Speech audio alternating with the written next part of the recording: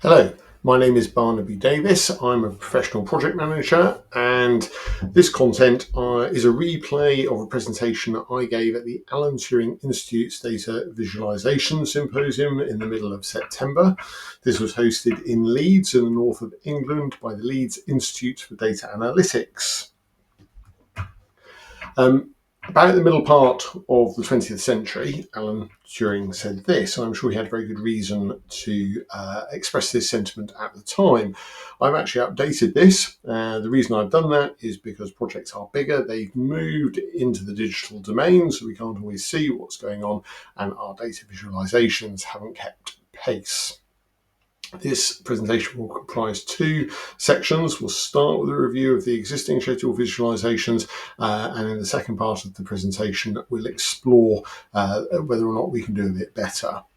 So if we just look at what's available now, we have the timeline. It's been around for a long time. There's some really good examples out there. I often cite the Bayer tapestry as effectively being a timeline. It's 60 meters long, a bit bigger than 60 meters actually, and obviously that is part and parcel of the problem. It doesn't scale very well. It's not very consistent. It doesn't support this idea of sort of progressive elaboration of the detail. So it has a place, but it's a bit anachronistic.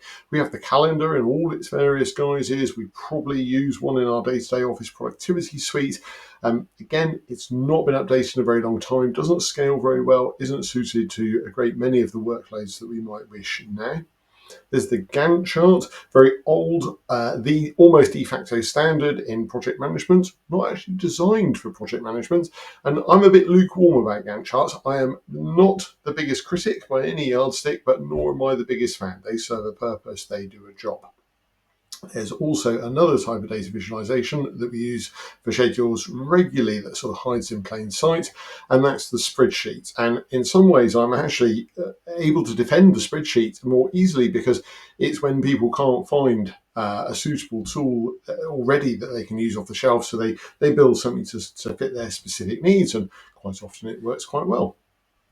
So we have these four attributes that to a greater or lesser extent apply to these existing data visualizations. I think the fourth is important, this idea that we actually kind of have all of a schedule or none of it. We just never have really a part of it, and that's not really how we want data sets to work in the modern era, particularly when they're very large. And we have another attribute of these sorts of visualizations that again sort of hides in plain sight, and because they're old and they were all had to be built in an era where they could be rendered on physical media, they're all sort of printable in some shape or form or another. And I think that's really interesting. I think it's potentially a bit counterproductive. And I think if we sat a group of stakeholders around the table and asked them in 2025 what did they want out of their schedule visualization tools, I don't think any one of them would say, oh, I obviously need to print it.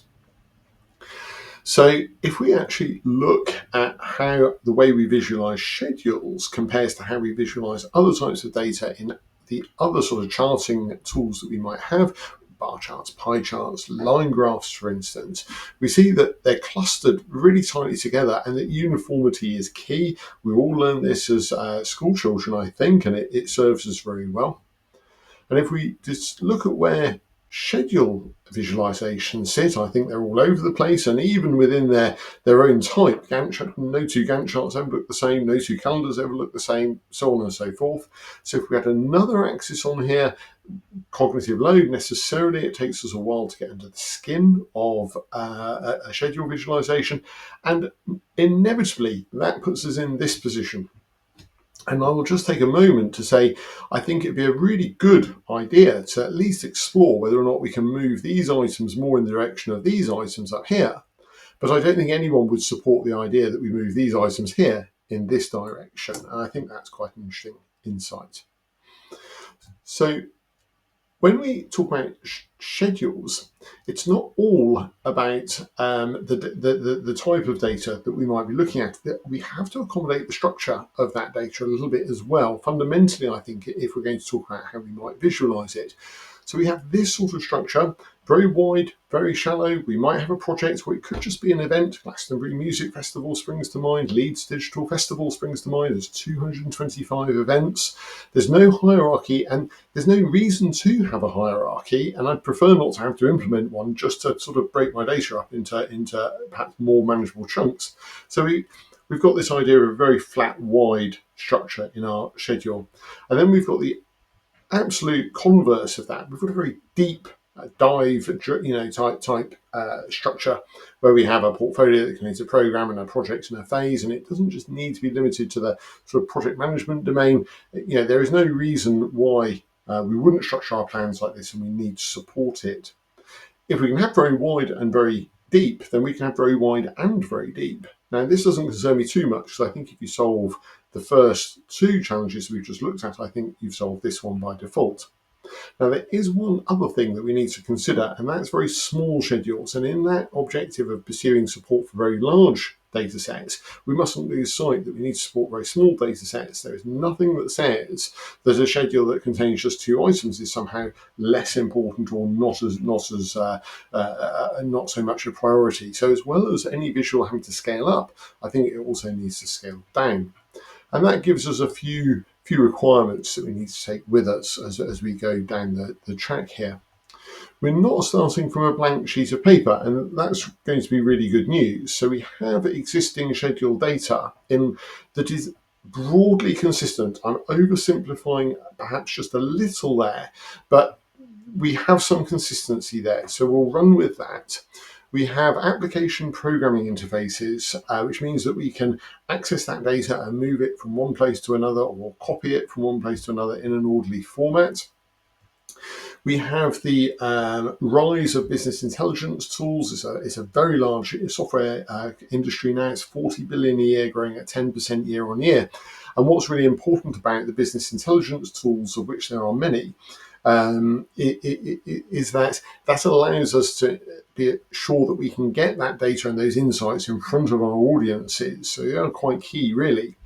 And lastly, we have some very well evolved, very well established UI design principles. And if we work with those, then our implementation and our reception by our stakeholders and our end users, our consumers of that data, is going to be much easier than it might otherwise be.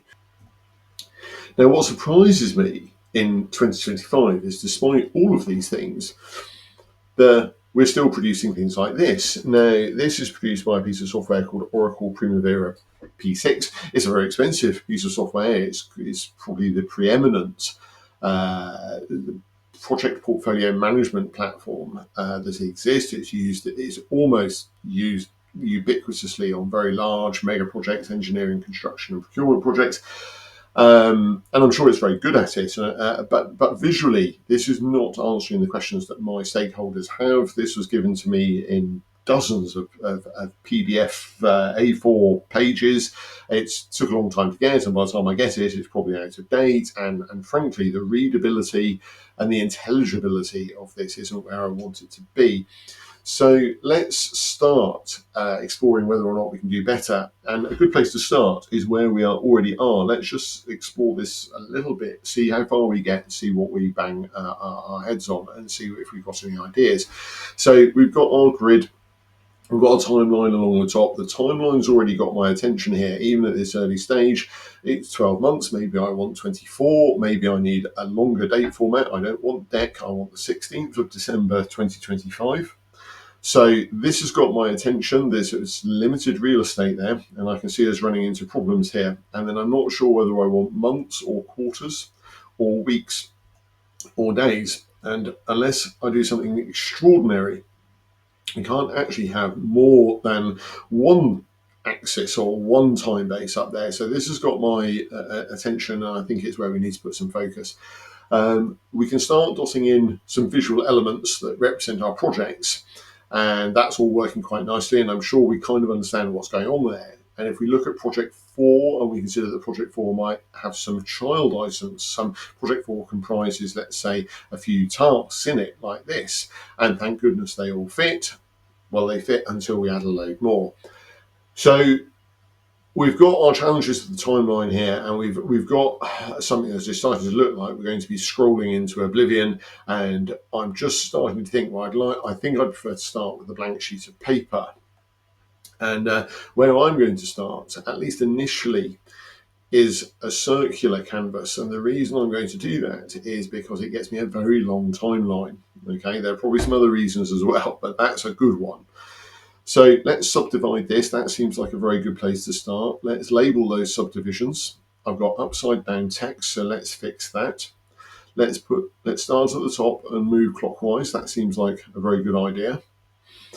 Let's add some visual scaffolding, visual aids. Let's put some tasks on there.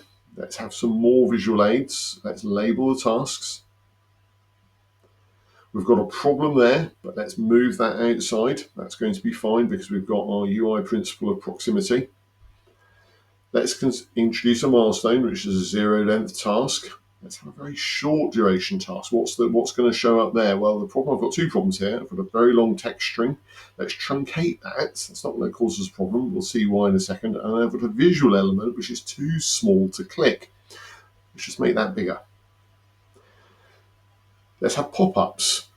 So that's going to mean that we don't need to include the whole title, and we don't need to be absolutely precise in how we render the visual elements. And if we're going to have pop-ups, let's have better pop-ups. Let's have the concept of a group of tasks. Let's make it visually distinct. Let's make it a clickable item. And when we click that, we're going to drill down into whatever tasks are held into that group. We've updated the timeline. So that's just fixed the problem there. And in here, we also see other groups of tasks. And that's fixed another one of our objectives, which is that idea of a plan that is deep, deep, and deeper, and so on and so forth. So as long as we can keep drilling, then we can keep supporting hierarchies of whatever volume that we need to. But now we're looking to visual, and we knew where we were, but we actually don't know where we are. So let's add another visual element. Let's make that clickable. And when we click it, we're going to go up. So that's a really simple element in the UI there. If we want to go drill down, we click the group of tasks. If we want to drill back up, we click the center. The center is always going to tell us where we are. Let's add some more tasks. Let's add some more tasks. We've got a problem here, obviously. It's overcrowding. Let's add more tiers. Now my visualization is too big. We can't have a visualization that just scales indefinitely depending on how many tasks we happen to have running concurrently that won't fit in the visual. So let's scale that back down. Well, that's great, but that helps, but it's not the totality of the solution. And actually, I think this is part of the solution for how we scale up, but I think this is more precisely the exact solution for how we scale down. Okay, so if we've just got a visualization with a very small number of tasks in, then we'll just have a couple of 3 tiers and we can keep that scaled down. But this would mitigate the issues with very busy plans, very limited hierarchy, and an awful lot of concurrent activities, but I don't think it's durable enough. I don't think it's going to get us where we need to go. So let's go back where we were. And for task 12 and the other 2 tasks that we've sort of penciled in there, well, let's maximally display all the data we can, and let's just group those items on the fly into a cluster called 3 items. So if I'm a stakeholder for project 1 and I'm particularly interested in what's going on in April, May, and June, I can see there's 3 items there and I can click into it if I need to. It's going to take me 1/10 of a second to do that. But otherwise, I know the items are there. They might be in the past. I might not need to worry about them anymore. So that is the solution, I think, to that. How do we deal with hundreds or thousands of items? It doesn't need to be 3 items. It can be 1,003. Let's add more visuals aids. Let's add even more. So we're going to mouse over task 10, and then we're going to produce this visual embellishment that indexes that task onto the timeline and also with reference to other tasks. Let's add a today marker. And what happens if I want to know more detail? And I will. Let's take the visual and move it over here, and let's bring up table data that works that complements what we're seeing in the visual as we navigate around. The table data will update. Let's go and have a quick look at that in practice. As I click the planning activity here, we see the table data on the right update to reflect what is shown in the visual.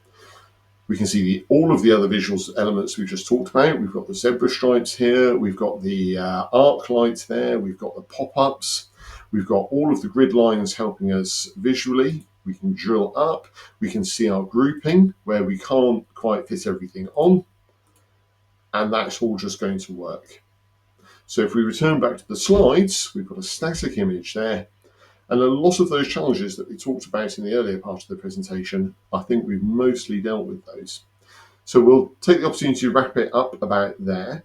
That interactive visualization we call a Vistogram, and was developed by a small team based in the north of England, in and around Yorkshire. We have a link to that visual there that you can click around, navigate and explore to your heart's content. There are some opportunities for engagement. You can ask some questions. You can say, when can I have it? We'd be very pleased to hear from you. We should have this in Power BI in October 2025 as things stand. And if you are a Power BI user, Power BI is a tool that you can download in the comfort and safety of your own home, so you can have a play with it. Comes with a month-long trial if that's what you want. And if you're possibly interested in using it in environments other than Power BI, get in touch with us and we will try and help. Just before I go, I will leave you with one last visual. This is every King and Queen of England back to the year 886, and I've put this on here just to sort of illustrate that when we get the visual canvas right, we really can stretch our legs with some very large schedules. We have one of these for NASA, every mission that NASA have ever run as well, and it works surprisingly well. If there are any questions, as I mentioned, please just drop them in via email, or I will post this on a couple of social media platforms, LinkedIn and Blue Sky, and we can have a discussion there if there are any points that you wish to pursue. Otherwise, thank you very much. This has been a pleasure to present both at the Alan Turing Institute's Data Visualization Symposium and here now. Thank you once again.